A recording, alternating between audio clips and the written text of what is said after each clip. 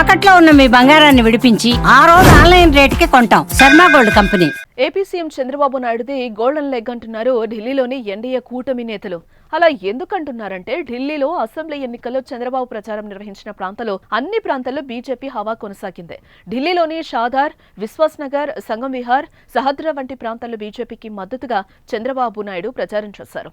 ఈ నేపథ్యంలో చంద్రబాబు ప్రచారం నిర్వహించిన ప్రాంతాల్లో పాజిటివ్ ట్రెండ్ కనిపిస్తోందని ఆయా నేతలు సంతోషం వ్యక్తం చేస్తున్నారు. ఈ క్రమంలో ప్రజలు చంద్రబాబు బీజేపీ నాయకత్వంపై నమ్మకం ఉంచారని భావిస్తున్నారు. చంద్రబాబు బీజేపీకి మద్దతుగా ప్రచారం చేయడం, రాజకీయ వ్యూహాలను అమలు చేయడం ద్వారా ప్రజల మద్దతు పెరిగిందని చెప్తున్నారు. దీంతో ఆయా ప్రాంతాల్లో బీజేపీకి గెలుపు అవకాశాలు పెరిగాయని అంటున్నారు.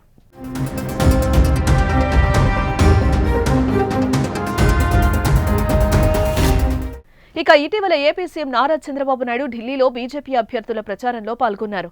ఈ ప్రచారంలో ఆయన బీజేపీకి మద్దతు ప్రకటించి తెలుగు ప్రజలతో పాటు అనేక మంది ఆ పార్టీకి ఓటు వేయాలని పిలుపునిచ్చారు.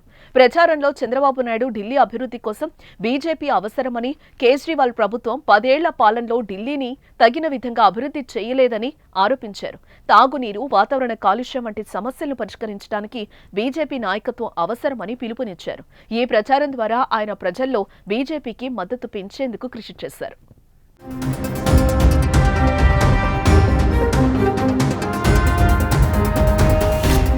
ఆయన ప్రచారంలో భాగంగా బీజేపీ అభ్యర్థుల విజయానికి అవసరమైన మద్దతు అందించేందుకు ప్రజలను ప్రోత్సహించారు.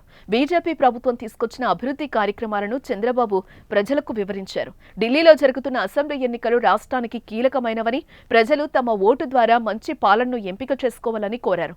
చంద్రబాబు నాయుడు బీజేపీకి మద్దతుగా మాట్లాడటంతో పాటు తాను గతంలో చేసిన అభివృద్ధి పనులను కూడా ప్రస్తావించారు. ప్రజల సంక్షేమం కోసం తాను ఎప్పుడూ కృషి చేస్తానని, అందుకే బీజేపీకి మద్దతు ఇవ్వాలని ప్రజలకు సూచించారు. ఇలా చంద్రబాబు నాయుడు ప్రచారం చేసిన అన్ని చోట్ల బీజేపీకి కలిసొచ్చిందనే చెప్పాలి.